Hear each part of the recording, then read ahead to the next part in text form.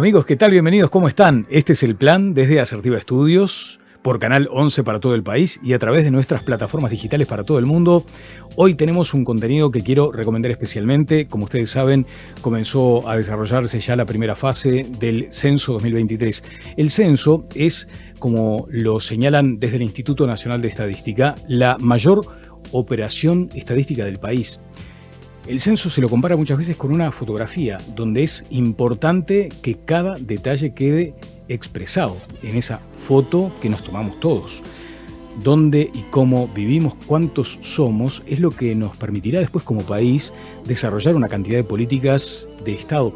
Algo que trasciende además a los gobiernos. Esto no tiene que ver con el gobierno actual, con la administración actual, o de pronto tiene que ver en la implementación, pero trasciende a las administraciones y sirve como insumos para tomar decisiones públicas. Estaremos con Diego Agual, es el director del Instituto Nacional de Estadística, despejando todas aquellas dudas que existan sobre un censo que tiene una particularidad, y es la posibilidad de que cada uno de nosotros pueda autocensarse, más allá de que eventualmente puede seguir eligiéndose la presencia del censista en cada uno de los hogares, de las viviendas.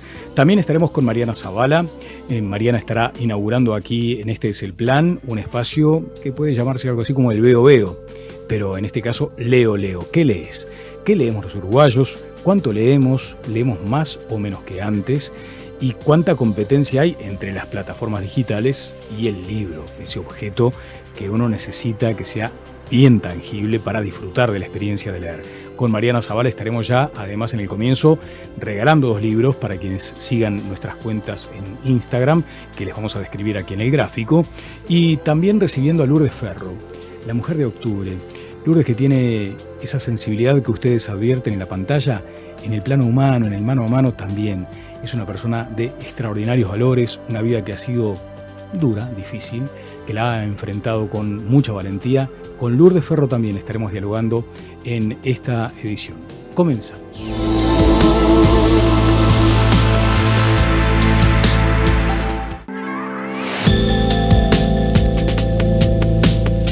Este es el plan. Recibe ahora a Mariana Zavala, periodista, editora. Mariana, ¿qué tal? ¿Cómo te va? Hola Daniel, ¿cómo estás? Un gusto estar acá. Igualmente, para mí es un gran gusto. Anunciábamos hoy la creación de este espacio que pretende fomentar la lectura. Ahora, que leemos más, obviamente es un hecho, porque tenemos estas pantallitas, la de la computadora, la del teléfono. De todos modos, hay como una sensación que de pronto aquella lectura tradicional ha quedado relegada y que se lee hoy menos que antes. En contraste, hay cada vez más oferta de libros. Hay esa sensación de que se lee menos, pero los números de venta de los libros dicen que no. Lo que pasa es que el mercado se ha repartido un poco más entre diversos géneros. Quizá la literatura no es la que está en su apogeo, aunque depende también las edades. La gente joven está leyendo bastante. Y entonces, en realidad, se leen libros físicos. Está compartiéndose un poquito con libros digitales, pero en definitiva es lectura de libros. Y como te digo, se ha repartido los rubros, ¿no? Tenemos allí actores que vienen por el lado de la gastronomía, de la no ficción, del ensayo, que están vendiendo y mucho, por suerte. Sí, o sea, se ha diversificado ese abanico. Me imagino que muchos de los que me han escuchado se aburren de este concepto de lo intransferible, de la sensación de tener el libro, el olor a la tinta que te invade y que te crea como un clima, claramente, Ni ¿no? que hablar que es la sensación, pero también, no vamos a entrar acá en disquisiciones, pero desde lo neurológico también está comprobado que la lectura en papel termina de generar determinados como estímulos al cerebro para poder entrar más en el asunto. Qué bueno ese datito. Sí. Y mencionabas esto de los diferentes estilos que existen hoy para la escritura, ¿no? Y uno de ellos tiene que ver con lo periodístico, la no ficción, los ensayos. ¿Hay como una discriminación de qué estamos leyendo más los uruguayos hoy? Sí, hay una discriminación. Te podría decir que en la no ficción, lo que son ensayos, Ujú. libros periodísticos que de repente tienen más que ver con una oportunidad, de un tema de agenda, esos libros funcionan bien.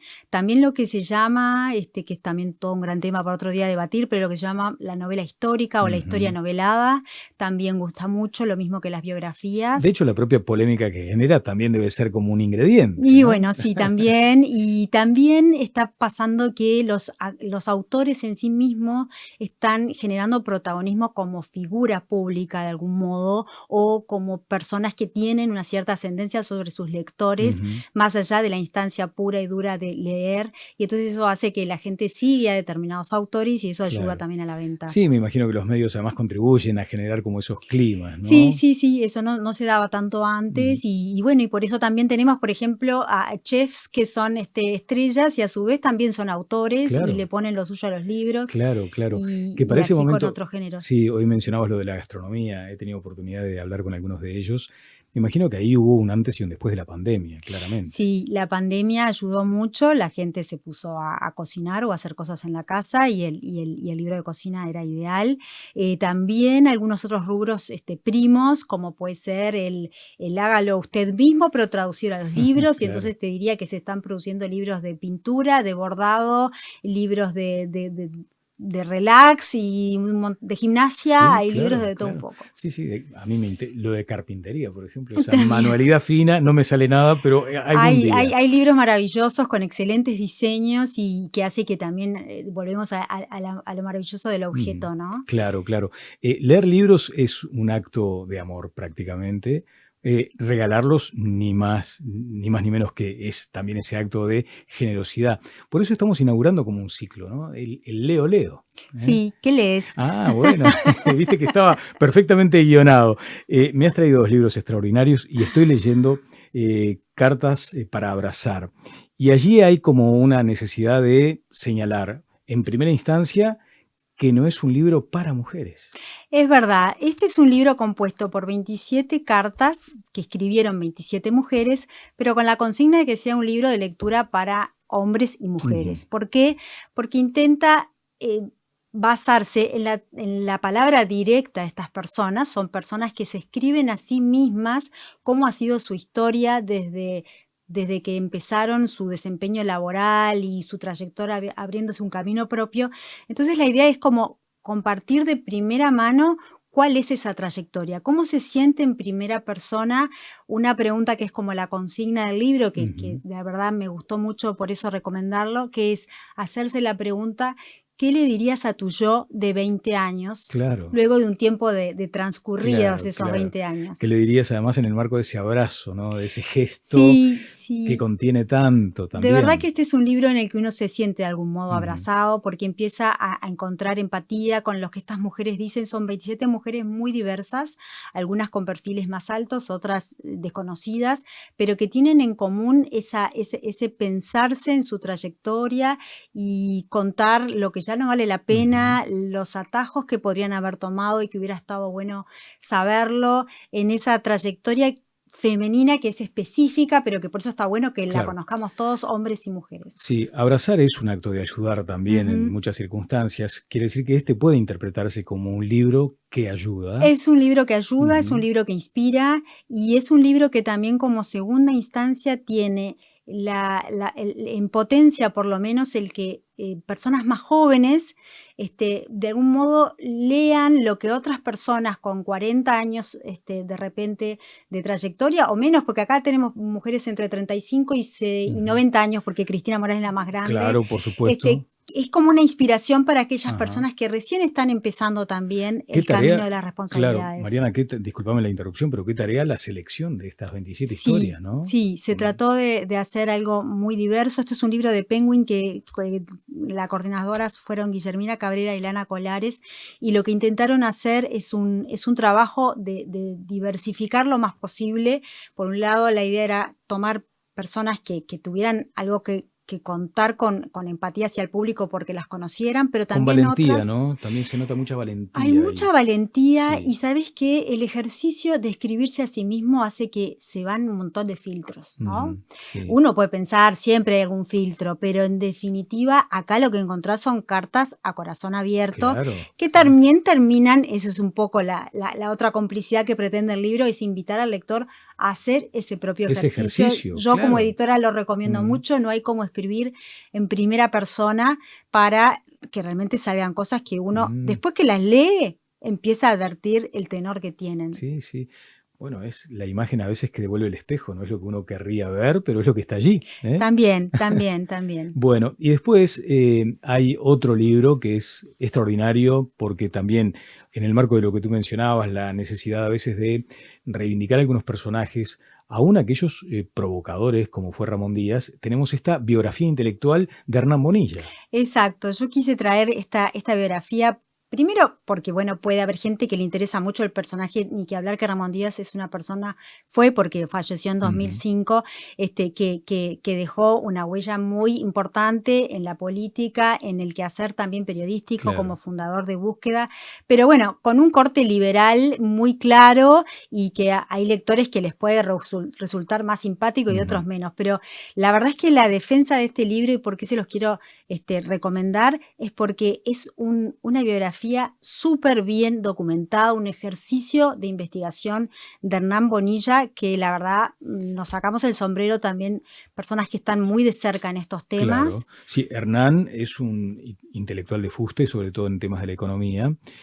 Y además, me lo comentabas hace algún tiempo fuera de la cámara, se animó a interpelar al personaje que admira. Exacto. Hernán Bonilla es un economista que se asume como de algún modo discípulo, o por lo menos encuentra a Ramón Díaz como un maestro, pero quiso hacer un trabajo serio y entonces de verdad contrasta sus pensamientos con los de otros, contrasta hechos, interpela alguna obra que ha hecho él, por ejemplo, el libro cúlmine de Ramón Díaz, que es Historia Económica del Uruguay, y entonces como que lo analiza a fondo y marcando distancias Ujú, también, ¿no? ujú. Entonces, me pareció interesante como un ejercicio para fomentar lo que es la libre circulación de ideas, el debate, es una invitación a rescatar a las personas que piensan y que hacen del pensamiento todo un trabajo en sí mismo, tanto el biografiado como el autor en este caso. Exactamente. Y después vos debes tener mucho más clara esa percepción que lo tengo simplemente como un lector. Creo que la gente se anima más a escribir. Después ya vendrá el tiempo de que venga alguien que sabe y que te haga las correcciones pertinentes, pero aquello de volcar el pensamiento, de volcar sensaciones, de volcar emociones en la hoja de papel es algo que me parece ha sido un cambio cualitativo importante, Ha ¿no? sido un cambio desde hace unos cuantos años, pero te diría que también la pandemia marcó un antes y un después. Yo me acuerdo cuando recién empezó todo el tema de la pandemia, muchos nos preguntábamos como editores, ¿qué va a pasar ahora? Como en todos los rubros, Claro. ¿no? ¿Qué libro va a llegar? ¿Cómo se comportará el mercado? Y de parte de los autores empezó a pasar de que muchos tenían en el archivo ideas, proyectos y dijeron, Es el qué momento. inestable que está el mundo, Claro, las cosas claro. hay que hacerlas ahora, y Totalmente. eso se notó también, Ujú. y con más arrojo, te diría, en el sentido de con más valentía también, ¿no? Bien, bueno, decíamos, leer es salud, así que vamos a regalar salud, vamos a regalar libros, Vamos ¿eh? a, vamos a regalar estos 2 ejemplares, Ujú. ¿cómo no? Bien, aquí están en los gráficos las cuentas de Instagram a las que ustedes pueden escribir para llevarse algunos de estos libros, Cartas para abrazar y Ramón Díaz, una biografía intelectual. Es un gran honor estar contigo en esta columna, Mariana, ¿eh? Muchas Igualmente, gracias. igualmente, gracias. Mariana Zavala estuvo con nosotros, seguimos adelante luego de la pausa.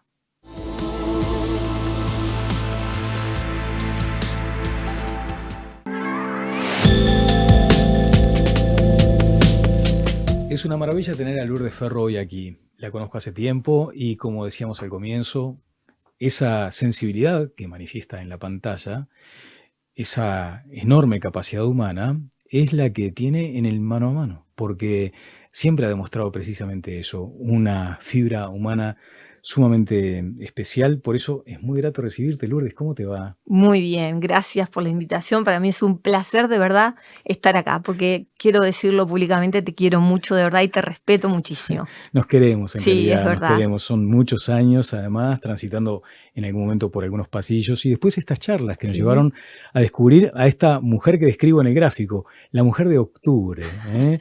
¿Tiene algo octubre como mes? Y a mí yo creo que nacer en primavera te marca, ¿no? Claro. Por estas latitudes. Sí. A mí me gusta mucho octubre, me gusta mucho cumplir años Ujú. y me encanta la primavera porque me gusta el aire, me gusta el viento, me gusta las flores, me encantan las frutillas. O sea que octubre, no sé, si tuviera que elegir otro mes para nacer, no sé cuál Sería difícil, elegiría, me ¿eh? parece que te calza perfecto. Sí. ¿¿Puedo decir el año? Sí, claro, por supuesto. 9 de octubre de 1963. Exactamente. Una infancia con contrastes. Sí, totalmente. Reviendo muchas veces, porque uno revé su infancia cada vez que ve un niño cerca, ¿no? Y ahora con las niñas que hay en casa nuevamente, y también con lo que está sucediendo en el mundo, uno está como viendo continuamente ese niño que fuimos, ¿no? Primera nieta, una primera nieta por un lado de la familia muy deseada, pero ser mujer en esos años no era fácil. Todos querían el nieto varón primero. Claro. Llegué yo, no tenía ni nombre. Allá por ahí me llamo María de Lourdes. María de Lourdes, claro. Ese fue el nombre que me pusieron mis padrinos, mi madrina Ana, un encanto, y mi padrino, mi abuelo materno. Y una niñez que yo no me daba cuenta que había como una ausencia de padres. Pero juro que el día de hoy, y bueno, hasta hace muy poco, cuando uno entra en terapia, no te das cuenta que los padres no estaban, que sí había unos abuelos muy presentes, unos tíos muy presentes, había como mucha gente, pero esos padres como que no estaban. Nunca sentí su falta, ¿eh? Eso, la revisión de todo ese momento de tu vida hizo que fueras hacia esa circunstancia pidiendo explicaciones, reprochando. ¿Cómo lo procesaste, Lourdes? Tal vez el peor reproche que hice en mi vida, y yo creo que el único, aunque te parezca mentira, fue a mi padre. Y lamentablemente se murió y estábamos enojados. O sea, se muere mi padre y yo estaba enojada con él por no haberme defendido. O sea, lo que yo tenía para mi papá era el reclamo de ¿por qué no me defendiste? Y seguramente no me defendió porque no pudo, porque ni siquiera se pudo defender él. Hoy, ya mucho más grande, desde otro lugar, es lo que yo le dije adelante de aquel cuerpo que quedaba, porque ya se había muerto. Yo dije, te perdono, me perdono y estemos en paz, porque realmente se murió sin hablar. O sea, no nos hablábamos hace casi 2 años y se muere de un día para, bueno, como todos, ¿no? Nos morimos de un día para el otro. Claro. Y hubo, sin que tengas necesidad de ninguna manera de contar qué detonó ese vínculo tan crispado, ¿recordás ese momento donde se rompió algo? Sí, fue una discusión por una cosa tonta y nos pusimos a discutir. Mi padre, un hombre de carácter, un hombre que admiro, hoy puedo decir que admiro profundamente. Mientras que estuve enojada con él, no. Pero hoy digo, qué padre. Era un sobreviviente de una familia que había pasado cosas terribles. O sea, mis abuelos los dos eran viudos, o sea, mi abuelo, su papá y su mamá, los dos eran viudos de trágicas muertes de sus relaciones, de su pareja. Su hermano se suicida cuando tiene 18 años y él tiene 7. Su mamá termina internada en un hospital psiquiátrico. Te estoy hablando en el año 50, ¿no? Mi padre es del 40, mi papá es del 41, era del 41, y su hermano muere cuando él tiene 7 años. Tremendo. Se cría con unos padres como muy complejos, y él hizo lo que pudo. Claro. Y esa llamada telefónica fue como yo exploté y reclamé un montón de cosas, y él también tenía su carácter, igual que yo. Y se dijeron algunas cosas. Y nos dijimos alguna que otra cosa. ¿Y de tu madre qué? Mi mamá lamentablemente tuvo una patología psiquiátrica toda la vida, que se descubre cuando ya soy muy grande. Sus padres, sus tías, todo el mundo decía, tu mamá es mala, ¿no? Era, bueno, es mala, ¿qué vas a hacer? muchas veces se confunden las patologías psiquiátricas Claro. con la maldad, Mm. entre comillas y entre paréntesis, ¿no? Porque mamá tiene una patología grave, mamá está viva hoy por hoy, está casi que no conoce, o si te conoce, sigue en su patología. De hecho, papá se muere cuando ella está internada. Fue momentos muy fuertes. Él era depresivo y ella tiene una psicópata con trastorno de personalidad. Y esa mujer, a pesar de todo, crió 4 hijos, Claro. sin medicación, sin ayuda y sin un diagnóstico. Ujú. Escuchaba a la ministra de Salud diciendo, pongamos foco en la salud mental. Absolutamente. Seguimos siendo un país que en ese sentido mira como de costado, de pronto no atiende, algo que es importante, pero sobre todo todas las familias creo que tenemos algún caso cercano. Sí, totalmente. Todos. Y tenemos que atender ese asunto, ¿no? Lourdes, ¿y cuánto de esto de tratar de decodificar esa vida, esos momentos, te llevaron a tu profesión actual? Todas. De hecho, siempre decía, siempre lo comento, ¿no? Yo quería hacer medicina para poder ser neurocirujano. O sea, yo quería estar adentro de la cabeza, porque era como, no podía entender lo que hacían ellos dos, ¿no? Eran muy violentos, eran un vínculo muy extraño, de cosas realmente terribles que no vienen al caso contar, pero que fueron verdaderamente muy difíciles. No solo a mí, yo soy la mayor de 4 Ujú. hermanos. Y creo que todo lo que aprendí era siempre buscando la solución para mamá.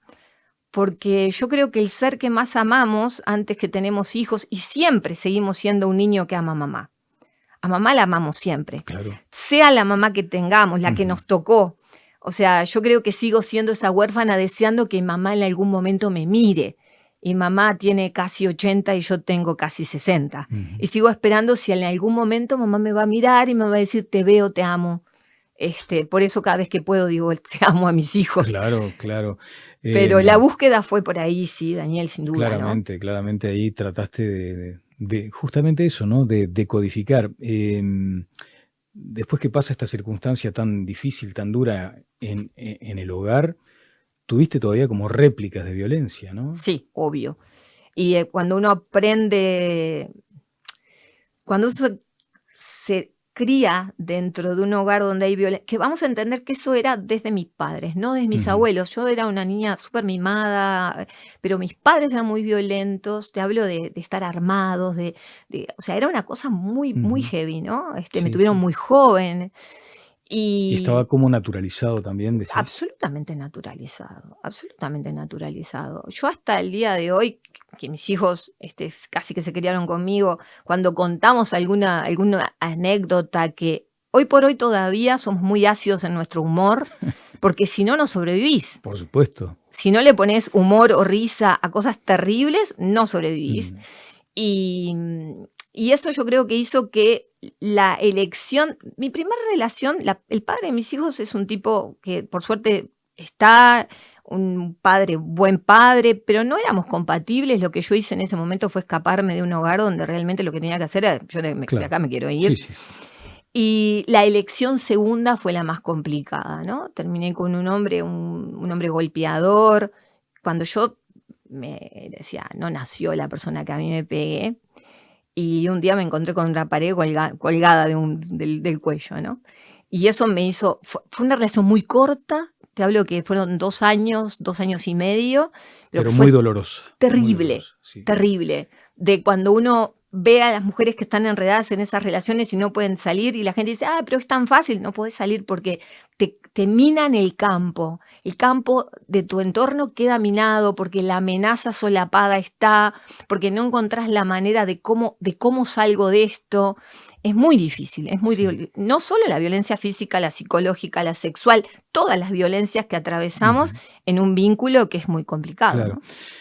Hay una pregunta recurrente en estas circunstancias porque es probable que en la audiencia que tenemos ahora en Canal 11 haya personas que no se animan y que están condicionadas por eso. Exacto. Acabas de describir de manera magnífica lo que significa ese momento. Te minan el campo, Sí, o sea, sí. un paso afuera y podés volar por los aires. Exacto. ¿Hay un consejo posible? Consejo no sé si, pero mira, así como por debajo de la alfombra me decía, si vos decís algo, al primero que mato es a tu hermano, sé el horario que salen los chiquilines de la escuela, a vos no te quiere nadie, vos no tenés amigas, porque en realidad se encargan de dejarte sin amigos, se encargan de dejarte, y vos también por vergüenza, porque el primer machucón te lo podés maquillar, el segundo ya no, el tercero casi que es imposible, entonces por eso vas quedándote como recluido. Y lo que yo hice fue hablar. O sea, a pesar de todo, lo que hice un día fui, no aguantó más, hablé con mis hijos y dije, cuando yo les haga una seña, se escapan los dos. Mis hijos salieron, yo salí corriendo, fui a buscar a mi hermano y en un acto de valentía le conté todo a mi hermano Mario, que para mí es, a pesar de que es menor que yo, es mi padre, mi madre, es un referente mi hermano para mí, un tipo que amo profundamente, y le conté. Entonces me dice, no, pero no puede ser que te pegue. Sí me pega, porque adelante la gente me dice mi reina, princesa, divina. O sea, adelante la gente nunca había una señal de nada. Digo, y anda, y hay un palo atrás de la puerta, que si yo no terminaba la comida en hora, ese palo iba a terminar en mi estómago. Fue mi hermano con un amigo y no le fue bien ese día. Y por suerte me lo pude sacar de la vida y fue difícil, pero pude. Claro. ¿Pero por qué? Porque hablé. Claro. Sí, lo que sucede también, me imagino, es que ese momento donde tratás de establecer el vínculo con alguien que confía en vos debe ser difícil en cuanto a la elección. ¿A quién le cuento? Si todos lo que ven es una imagen de una persona cariñosa. Exacto. Y mucha vergüenza también, ¿no? También, claro, porque uno en el fondo es mucha vergüenza. ¿Qué habré hecho yo, no? Exacto, es mucha vergüenza. Pero eso quedó. Sí. Quedaron marcas, pero quedó. Sí, obvio. Y lo que quedó es un gran... Yo siempre digo que ese hombre me enseñó muchísimo. O sea, y hoy por hoy, no te digo que le agradezco, pero me hizo ver una realidad que después a mí me sirvió para mi trabajo, poder ayudar a muchas mujeres a salir, sí. Pero que se sale, siempre hay alguien, y si no hay una familia, si no hay un hermano, si no hay alguien, acudir a pedir ayuda siempre. Bien, decíamos hoy al comienzo del programa, se denota tu capacidad humana, pero tu valentía también. Y la valentía, si se quiere, obviamente ya en términos mucho más relativos, para encarar una actividad que sigue poblada de prejuicios. Ah, sí, difícil. Sí. Porque además estás metida en algo que todo el mundo dice, no, yo en esto no creo, pero resulta que sos un éxito en publicaciones, un éxito en la televisión, sí. Sos un éxito. Entonces, quiere decir que la gente sigue mirando con mucho interés lo que haces. Totalmente. Sigue siendo, sí. Por suerte... ¿Cuál es el principal prejuicio? Así, el que te dicen todos. El no digas que te consulto es uno. Por ejemplo, la gente se acerca a sacarse fotos, ¿no? Uh-huh. El amor te lo demuestran, sí, el cariño, sí. es maravilloso. Pero nunca es para mí la foto. La foto es para mi mamá, para que te mira siempre. Claro, ¿no? Claro. Y bueno, yo creo que somos muy hipócritas en ese momento. Mucho caretaje. Todos, exacto. Mucha pero careta. Entonces, no, parece que fuéramos flojos si nos apoyamos en algo que hoy por hoy, a ver, no es un reclamo a las religiones ni a la institución, pero yo creo que esas instituciones han dejado un poco solo a las personas. Entonces, es como decir, bueno, ¿de qué me agarro? ¿No? En el de qué me agarro... creo que ahí entra la astrología y entra el tarot, y yo creo que mi manera de comunicar la astrología y el tarot es desde mi lugar más sincero y honesto. Entonces no me creas a mí, solamente probá a ver qué pasa. Cuando, no sé, agarra esta piedrita roja o llévate este laurel o haz esto, eso es como... Yo creo que es esa herramienta que a mí me ayudó a salir de las situaciones más complejas. O sea, no hay nada que yo no aconseje que yo no haya hecho o haga. Eso es importante. O sea que lo probaste en ti. Siempre. Primero siempre, lo probaste en ti. Sí, siempre. La fe. Soy una mujer de mucha fe. Claro. De rezo. O sea, ¿no? Esto no es incompatible con tu fe. No. Lo que haces con la astrología, con el tarot, no es incompatible con tu fe. Al contrario. Rezo muchísimo, agradezco muchísimo. Cuando estoy desesperada, a pesar siempre que cuento que me echaron de la iglesia porque dijeron no vengas, yo voy a la iglesia, me encuentro con mi Virgen, me encuentro, porque tengo esa necesidad de encontrar esa mamá omnipotente que es la Virgen, Claro, ¿no? claro, Esa exacto. mamá que sé que siempre me va a cobijar, Ujú. aunque sea sentada en un banco en una iglesia, lo hago hasta el día Ujú. de hoy. Qué lindo lo que decís. Lourdes, y si se quiere, todo empieza con un mazo de cartas regalado por alguien especial para vos Sí, también. sí. Las cartas, las estrellas. Mi abuelo era un tipo que me mostraba un mundo totalmente distinto. Y hoy que soy abuela, yo digo, claro que uno le pinta de colores los mundos a los nietos, ¿no? Claro. Entonces, esas cartas, esas estrellas, que yo pienso, hoy como adulto digo, pero yo tenía 9 años. Ahora te das cuenta que tu abuelo te salvó. Claro, Y te pero sigue salvando, si se quiere. sí, Qué increíble. sí, me sigue salvando. Sí.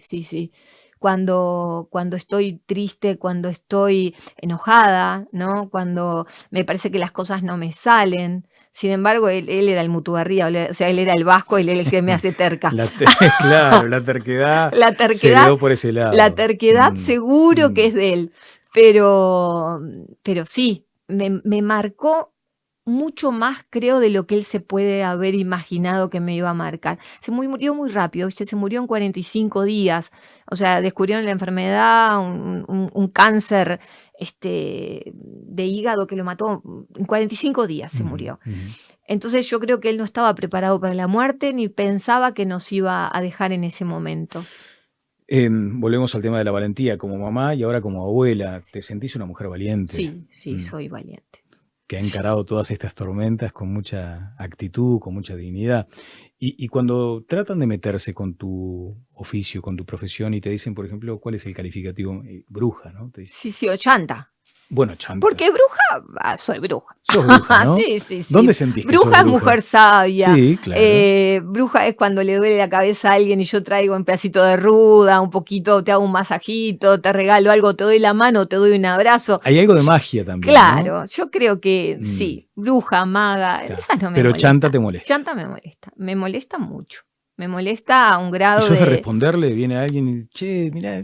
No, pero me sigue, es una palabra que me sigue doliendo. De repente viste en los comentarios de, no sé, algo de una noticia, no en mis redes directamente, porque al contrario, en mis redes las personas son muy amorosas, pero si de repente sale una noticia o algo en otro lugar, y bueno, ¿por qué no probás trabajar, no? Entonces yo que me levanto a las 6 de la mañana y me acuesto no antes de las 12 de la noche, y estoy todo el día trabajando, cuando me dicen eso me enferma, porque aparte soy una así adicta al trabajo, trabajo mucho, me gusta mucho trabajar, hago de todo y vivo en el trabajo. Entonces, la palabra chanta y ¿por qué no probás trabajar? Me enojan. Y a veces pienso, ¿por qué me enoja?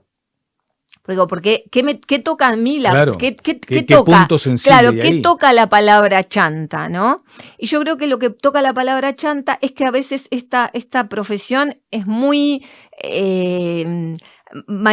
muy manoseada, ¿viste? Ajá. O sea, hay chantas. Exacto. Entonces, eso es como decir, bueno, pero yo tampoco voy a estar toda la vida demostrando que lo que hago es estudiar todo el día y ayudar mucha gente, porque cada vez que me encuentro con alguien y me dice, me ayudaste en tal momento, me ayudaste en tal otro, tu libro me hace bien. Esa devolución debe ser la que más enriquece, ¿no? Porque Absoluta. te marca que el rumbo es el correcto. Que el trabajo es el correcto, bueno, exacto. A propósito de trabajo, estás ya en otro libro. Sí. De inminente aparición. Sí, tal cual. Y feliz, porque es un libro que hace mucho está en una... ¿Viste? Yo soy muy disléxica. Entonces escribo con lápiz y papel, ¿no? En la máquina no puedo escribir. No, o sea, de hecho tengo que tener a alguien que yo le dicto y escribe, porque no puedo escribir con la máquina, queda cualquier cosa. Entonces escribo a mano mucho. Y el libro tiene que ver con el dinero y el vínculo que tenemos con el dinero. ¿Vínculo y no tóxico? Claro, porque nos han enseñado, por ejemplo, a... no sé, los dichos familiares del dinero, ¿no? ¿Cuáles son los dichos que tenemos en la familia del dinero? ¿Cómo vemos a la persona que hace dinero? ¿No? ¿Cómo vemos si pasa alguien en un coche último modelo, carísimo? Nunca decimos, ay, qué suerte, mirá qué lindo lo que se compró. Decimos, vale, el cobra hecho. Está vendiendo droga, Claro. ¿no? O sea, porque hoy por hoy, o sea, no, o sea, siempre tratamos de despreciar la forma en la que la persona pudo haberse ganado su dinero. Y el vínculo está muy, más vale ser pobre pero honrado. Exacto. ¿No? Sí, sí. O sea, más vale ser pobre pero honrado. ¿Por qué la necesidad ¿no? O sea, como que si sos pobre sos bueno, si tenés plata sos malo. Sí, el pobrismo es algo que nos ha afectado muchísimo y nos ha hecho daño, si siquiera hasta como sociedad. Y sos capaz, no quiero que me reveles nada del libro, No, pero voy a el libro leerlo. está divino. Lo vamos a presentar, si te parece, en algún momento. Sí, acá claro, también. cuando quieras. Pero ¿te metés con el consumismo también? O sea, con la patología del consumo. Sí, con todo. Sí, con la forma mágica también que pensamos, hablamos de ludopatía, hablamos, bueno, cómo emprender, cuál es la manera, o sea, ¿qué tantos ceros tiene que tener tu dinero para ser feliz? O sea, porque en los años que tengo de tarotista he atendido mucha gente, ¿no? Con muchísimo dinero y gente que no tiene. Entonces de repente hay una persona que tiene miles de ceros, ¿viste? Y te dice, no tengo plata. Y vos decís, mirá que tenés. Y hay gente que tiene 50 pesos y es feliz. Y siempre hago referencia de mi vida. O sea, siempre como que voy a mis tiempos, voy a ese momento donde, por ejemplo, no había dinero. Ese momento donde al no tener el apoyo de mis padres, al no tener, o sea, en esa separación que fue tan conflictiva, cuando de repente no tenía nada, ¿qué me salvó? O sea, cuando en casa solo había harina, ¿qué me salvó? Y me salvó saber cocinar. Me salvó que en mi villa, mi bisabuela era una genia, una gallega que con 2 papas te hacía papa esto, papa la otra, y lo que hacía te cortaba la papa de diferente manera. Eran rodajas o en julianas o en daditos, y el plato era una belleza. Y vos seguías comiendo papa. Claro. O la polenta, pero no te echabas la polenta tipo asquerosa, tipo qué horrible la polenta que tenemos para comer. Amo la polenta. A mí me gustan todas las comidas, supuestamente entre comillas y entre paréntesis y entre todos los signos de exclamación, las comidas pobres, ¿no? Que la gente dice, eso es de pobre. El mondongo, las lentejas, el arroz, el guiso. Amo esos platos. Porque era el amor con el que se hacían. Claro. Sí, ahora estaba recordando, ¿no? La frase más escuchada, el dinero no hace a la felicidad, claro, pero cómo ayuda. Hay algo de eso en el libro, seguramente. Sí, totalmente. Lo vamos a tener acá. Lourdes, ha sido un placer estar contigo. Gracias, verdad, Daniel. Bueno, siempre, para mí es un placer venir. Gracias. Que sigas con esa senda de éxito. Lourdes Ferro estuvo con nosotros. Luego de la pausa, seguimos adelante. Viene el director del Instituto Nacional de Estadística, Diego Aboal.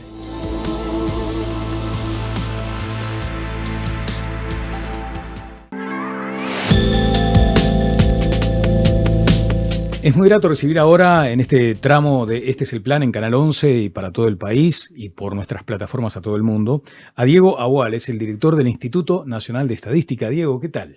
Daniel, un gusto estar acá. Un saludo a quienes nos están viendo en este momento. Sabes que hoy decía al comienzo que se trata de la mayor operación estadística del país y esto debería ser el comienzo de este diálogo porque efectivamente es un movimiento estadístico y logístico sumamente importante. Se dice, es el acto en tiempos de paz más importante por el que transita un país. Sí, el despliegue logístico es muy grande, ¿no? Hay que recordar la dimensión que tienen los censos. Nosotros tenemos que llegar en un periodo muy acotado de tiempo, en algunas semanas, a más de 650 localidades en todos los rincones del país. Tenemos que recorrer aproximadamente 120.000 puntos que son viviendas en zonas rurales y además tenemos operativos especiales, por ejemplo, en ciertos lugares como asentamientos y lugares de difícil acceso de las ciudades. Además vamos a tener un despliegue de más de 7.000 personas en el terreno. El INE pasa en un periodo de 4 semanas de tener alrededor de unos 300 funcionarios a tener a 7.000. Por tanto, hay que estar preparado para escalar tan rápidamente en un periodo de 4 semanas, ¿no? O sea, los convocamos a las personas que se postularon, los entrenamos y los sacamos al terreno en 7 semanas. Claro. Hay una tentación en Uruguay de llevarlo toda la comparación a la metáfora futbolera. No va a ser la excepción. hemos estado en alguna forma como país entrenándonos para esta circunstancia porque hay algunas fases que nos permiten hacer como una especie de ensayo de esto. Claro, es imprescindible, ¿no? O sea, es imposible, digamos, hacer este ejercicio de crecer de 300 a 7000 en 4 semanas si eso no está previamente entrenado y si no hay protocolos y procesos definidos. Por tanto, nosotros estuvimos haciendo pruebas ya hace 2 años prácticamente, pruebas piloto, un censo experimental en los meses de octubre y noviembre del año 22 y además tuvimos un precenso que cerró esta semana pasada, donde ya recorrimos alrededor de 70.000 manzanas en todo el país y registramos en el orden de 1.500.000 direcciones. O sea que ya hemos estado ensayando buena parte de las cosas que vamos a poner en práctica de aquí a 5 o 6 semanas. Claro, bueno, tuve el honor de participar de la presentación formal del censo y allí decía que era una causa nacional, o sea que es importante que cada uno de nosotros como ciudadanos de este país sepa de la importancia de aportar información, de sumar información, porque este volumen importante de información es el que permite luego tomar decisiones de políticas nacionales, ni más ni menos. Sí, es así. La información que vamos a estar recogiendo durante este año va a marcar las políticas públicas de los próximos 2 gobiernos. Eso es muy importante y es muy importante además que las personas a la hora de responder sean visibilizadas. Por eso exhortamos a que todos puedan responder. En definitiva, esto va a marcar dónde abrir una escuela, dónde abrir un centro CAIF, dónde abrir un comedor, una policlínica. Por tanto, es importante que todos los rincones del país sean visibilizados, porque eso va a dar luego lugar a que los servicios públicos los alcancen. Claro, a veces perdemos de vista eso que acabas de mencionar y que es muy importante. O sea, lo que se recoge en cuanto a información va a ser destinado para políticas públicas de por lo menos 2 periodos de gobierno, lo que habla también de una actitud del Estado o de todos nosotros como sociedad. Esto no tiene que ver con un gobierno en particular, con una administración puntual. Es así. Esto, digamos, es un ejercicio del Estado, no del gobierno, digamos. Y además, aprovecho de decir que estoy muy contento en una ronda previa que hemos hecho durante el año pasado de conversación con líderes políticos de diversos partidos en Uruguay y todos han brindado el apoyo a este ejercicio. De hecho, como comentabas en la presentación que tuvimos esta semana pasada, el presidente del Frente Amplio asistió.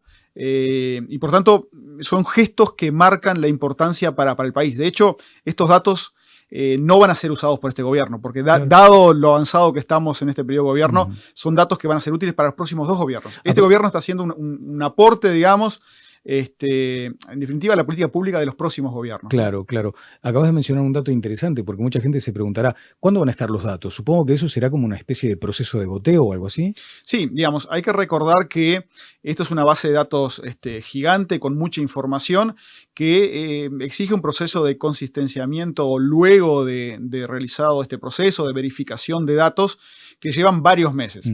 El objetivo es poder entregar una cifra de cuántos somos a nivel global en el país de forma relativamente contemporánea con el cierre de este proceso censal, sobre todo para bajar ansiedad. O sea, durante 2 o 3 meses vamos a estar hablando mucho del censo y es importante entregar una cifra preliminar y hago énfasis en la cifra preliminar, pero luego los datos más finos van a llevar varios meses de procesamiento.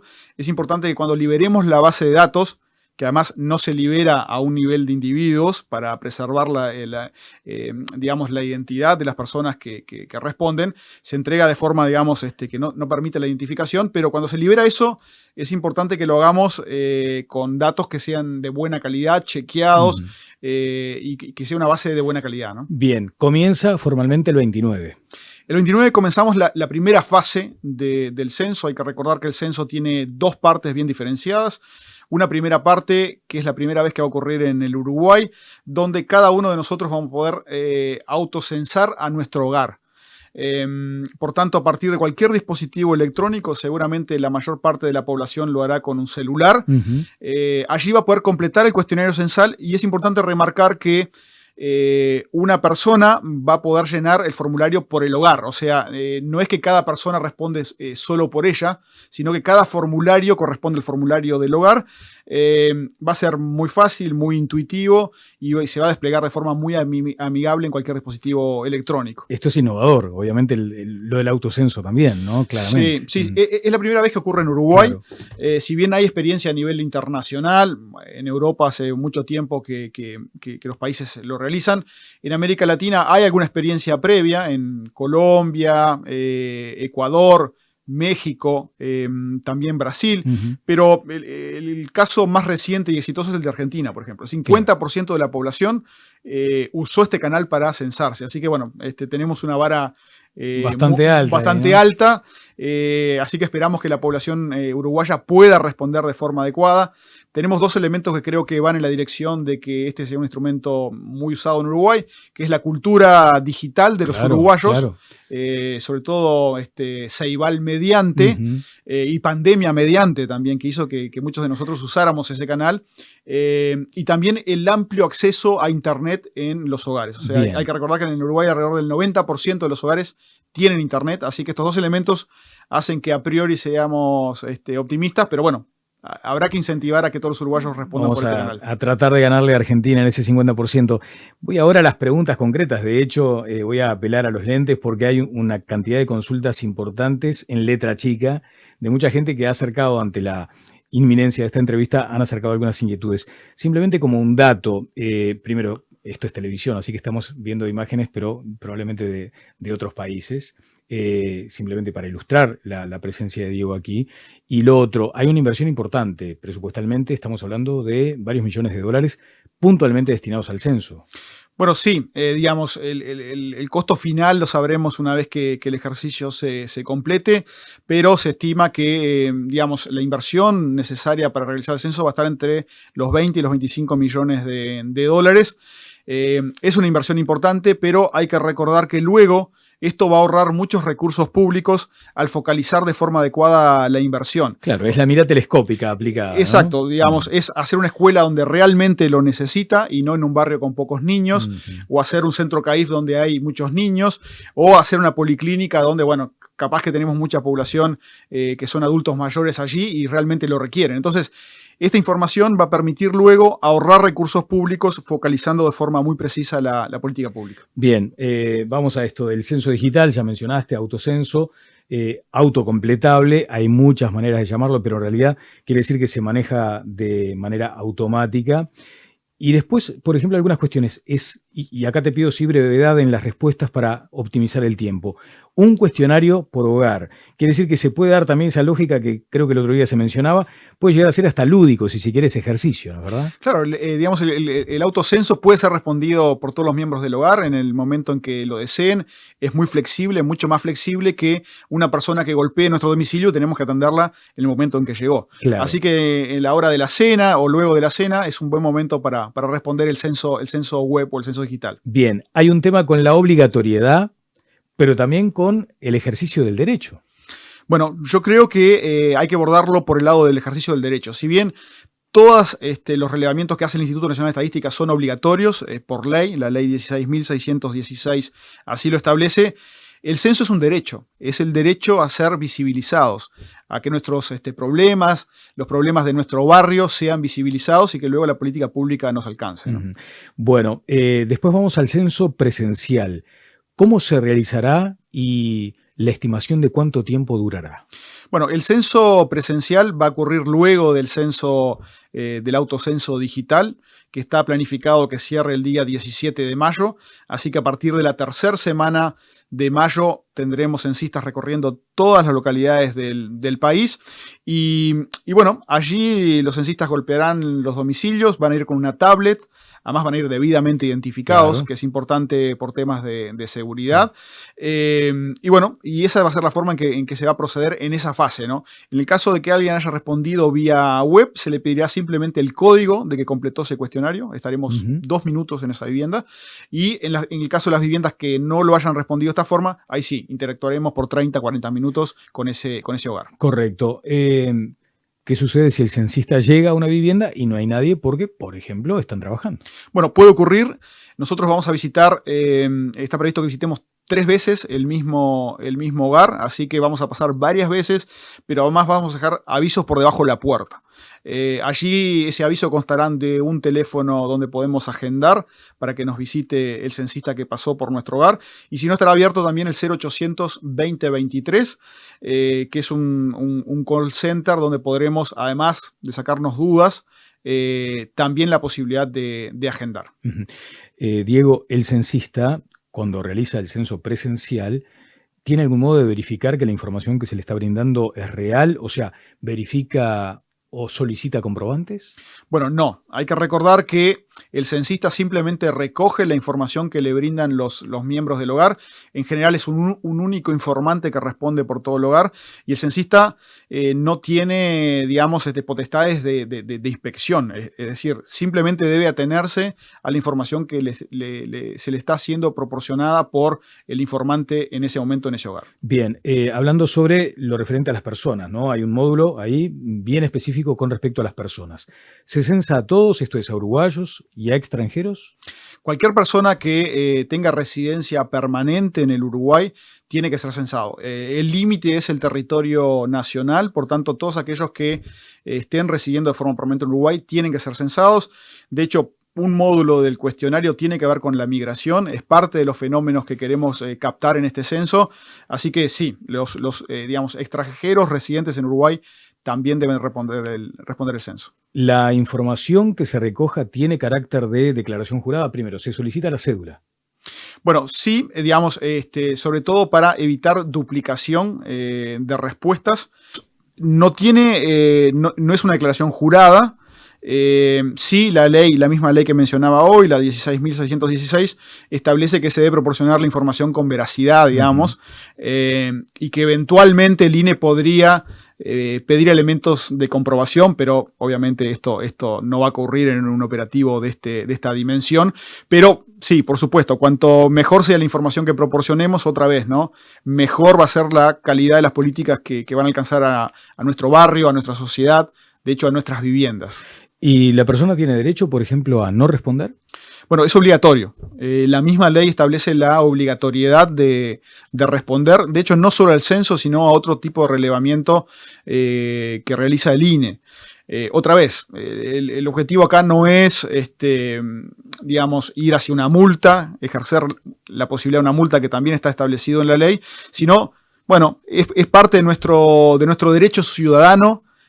Más allá de que es un deber, es un derecho. Así que apelamos a eso. Sí, eso del compromiso nacional, además, ¿no? Esa cuestión de reivindicar que esto es importante para todos. Obviamente, mencionabas una ley, es la misma ley que dispone la confidencialidad de toda la información que uno puede aportar. Exacto, es muy importante el punto que señalas, Daniel, porque, digamos, la misma ley protege la información que el instituto obtiene de las familias y de las personas a lo largo y ancho del país. Es decir, por supuesto, es indispensable que recojamos esta información para saber quiénes somos, describirnos, y también para saber cómo vivimos, pero luego el instituto no puede divulgar la información de forma individual. O sea, a la hora de divulgar, se divulgan datos estadísticos, es decir, son promedios, son datos agregados que no permiten la identificación de ningún individuo. Muchas gracias, Diego, por haber respondido a este cuestionario. Habrá muchas preguntas más adelante, pero en principio hacíamos la comparación. Esta es una foto en la que tenemos que salir todos. Y la foto tiene que ser muy fiel, tiene que tener un alto grado de fidelidad, que no salga pixelada. Porque si sale muy borrosa, no nos permite tomar aquellas políticas que tú mencionabas. De todos modos, creo que hay como una ventaja, y es el propio prestigio que ha ganado el instituto con estos años. Sí, es muy importante, y como mencionaba hoy, esta conversación que tuve con diversos líderes de partidos políticos y que todos brindaron el apoyo, tiene que ver también con el prestigio ganado por el instituto y por la imparcialidad que tiene, ¿no? Es decir, el instituto trabaja para el Estado. Si bien, por supuesto, recibe fondos públicos, el instituto no trabaja para el gobierno, claro. son cosas distintas. Así que yo creo que a partir de eso Creo que vamos a tener respuestas muy buenas de la población y por tanto vamos a tener una imagen muy nítida de quiénes somos y cómo vivimos y cuántos somos, que también es una gran pregunta. Sí, el número mágico ese que todos queremos saber. Exacto, ¿no? Exacto. Ahí también se va a dar seguramente, porque ya la academia está mencionando, hay una baja natalidad y en descenso, y obviamente allí hay una situación demográfica que este censo lo va a mostrar también, ¿no? Por Y supuesto, eso es importante. por supuesto. El elemento de natalidad es algo que los censos muestran. En definitiva, nosotros vamos a tener 2 imágenes, una del 2011 y ahora una del 2023, y por tanto vamos a tener exactamente lo que ocurrió en el medio, Claro. con la natalidad en Uruguay, que digamos, tenemos algunas estimaciones, pero es un fenómeno que por tanto nos va a permitir estimar de forma muy precisa lo que está ocurriendo. Ya tenemos indicios de que digamos, la natalidad no es suficiente para el reemplazo de la población uruguaya desde hace 2 o 3 años, y el censo va a brindar más detalles sobre eso. Bien, casi parece absurdo plantearlo en estos términos en este momento, pero lo cierto es que quedó atrás aquello de que el censo se hacía en un día. Empieza el 29 de abril, pero no necesariamente termina ese día, ¿no? Tenemos bastante. Claro, sí. Solo la parte digital, de la posibilidad del autocenso, va a ir hasta el 17 de mayo. Así que son 2 semanas y media aproximadamente. Y luego salimos de forma presencial y ese ejercicio va a llevar varias semanas. Hay que recordar otra vez que vamos a recorrer más de 650 localidades en todo el país. Y esto es un proceso que va a llevar varias semanas. Lo importante al final del proceso es tener una cobertura amplia, es decir, tener al menos un 95% de alcance en términos de las personas y tener información de calidad. Sobre eso es que tienen que medirnos, no tanto si llevamos algún día más o algún día menos en el relevamiento, ¿no? Muchas gracias. Muy amable, Daniel. Gracias. El director del Instituto Nacional de Estadística, Diego Agual. Y con esto estamos cerrando esta entrega de Este es el Plan por Canal 11 y para todo el país. Que pasen todos muy bien.